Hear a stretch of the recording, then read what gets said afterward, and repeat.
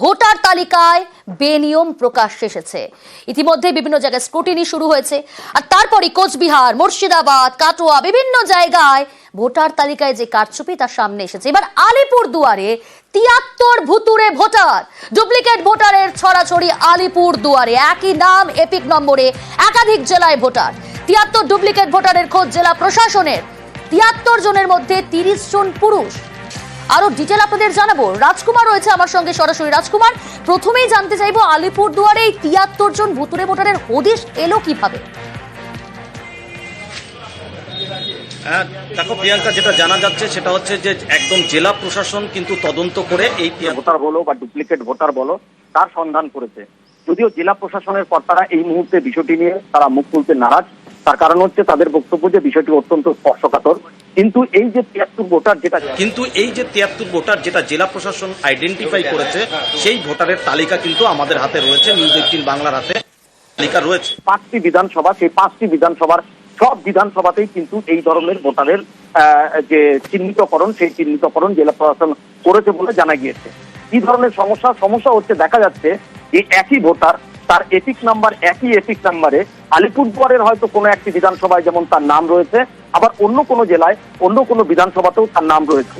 ফলে একই ভোটার, তার একই এপিক নাম্বার, একই নাম, এবং দেখা যাচ্ছে অনেক ক্ষেত্রে অভিভাবকের নামও একই, কিন্তু তার নাম রয়েছে দুটো জায়গায়।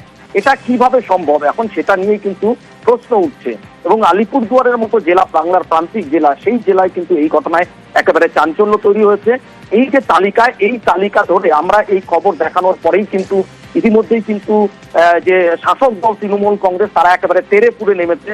তারা সমস্ত জায়গায় ব্লক নেতাদের তারা নির্দেশ দিয়েছে যে এই যে তালিকা ধরে ধরে বিভিন্ন বাড়িতে গিয়ে দেখতে, এবং জেলা প্রশাসন তদন্ত করে বের করুক যে কি করে এটা সম্ভব হয়েছে।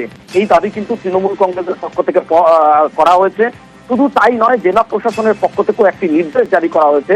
আমাদের কাছে খবর আছে, সেটা হচ্ছে বিএলও যারা আছে, অর্থাৎ বুথ লেভেল যারা অফিসার, যারা মূলত নির্বাচন কমিশনের হয়ে যারা এই ভোটার তালিকায় নাম তোলা, নাম বিয়োজনের কাজটি করেন, তাদেরকে নির্দেশ দেওয়া হয়েছে এই যে ৭৩ ভোটার, এই ৭৩ ভোটারের বাড়িতে যাওয়ার জন্য, বাড়িতে গিয়ে দেখতে যে এই সমস্ত ভোটারের আদৌ অস্তিত্ব রয়েছে কিনা।